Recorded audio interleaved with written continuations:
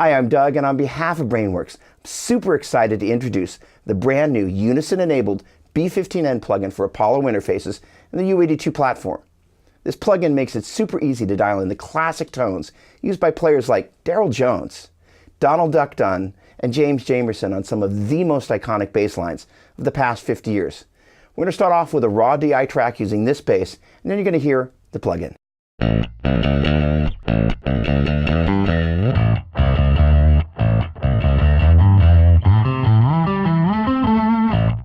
Like the actual amplifier, the B15N plugin allows you to toggle between the 1964 and 1966 preamps, the latter of which is a little bit brighter and a little bit less present in the bottom end. And being able to toggle between the two is huge in terms of being able to find that sweet spot for your bass in the mix. All right, for this demo, we're going to start off with a DI track using this bass.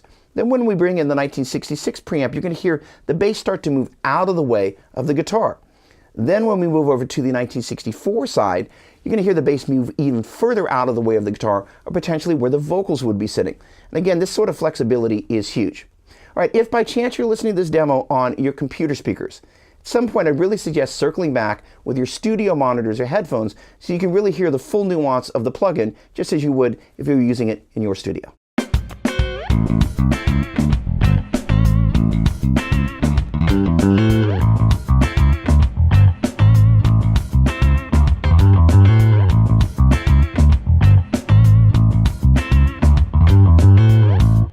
This next demo is one of my favorites for a couple of key reasons.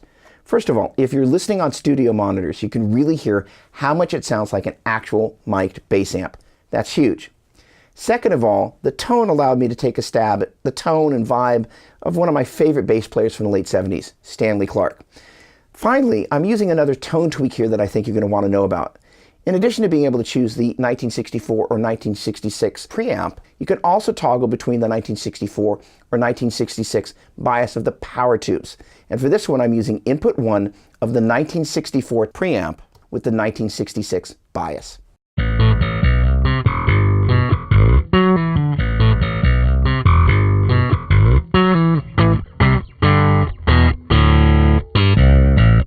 One of the key things on the plugin that you don't get with the actual amplifier is the effects rack section, which includes a noise gate, high and low pass filtering for further refining your tone, a power soak for adjusting the input and output gain, as well as 42 selectable signal chains, which were recorded using 4 different Ampeg cabinets, mic'd up with a ton of vintage and modern microphones tracked through a Neve VXS72 console.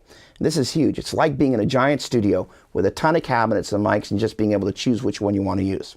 All right, we're going to start off with this bass running into the stock B15N speaker mic'd up with a Beta 52. Then we're going to move over to the SVT 410 cabinet mic'd up with a 421 and an R98.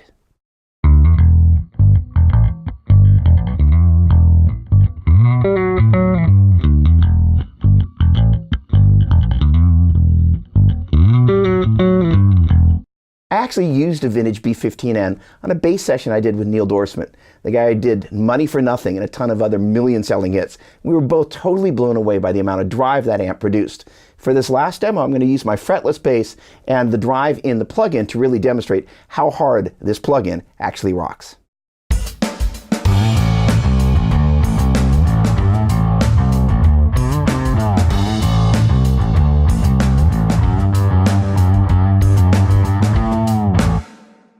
On behalf of everyone at Brainworx, I really want to thank you for checking out this video. For more information about the B15N plugin, please visit the Universal Audio website, where you can also download a fully functional 14-day demo. Thanks again for watching. Cheers.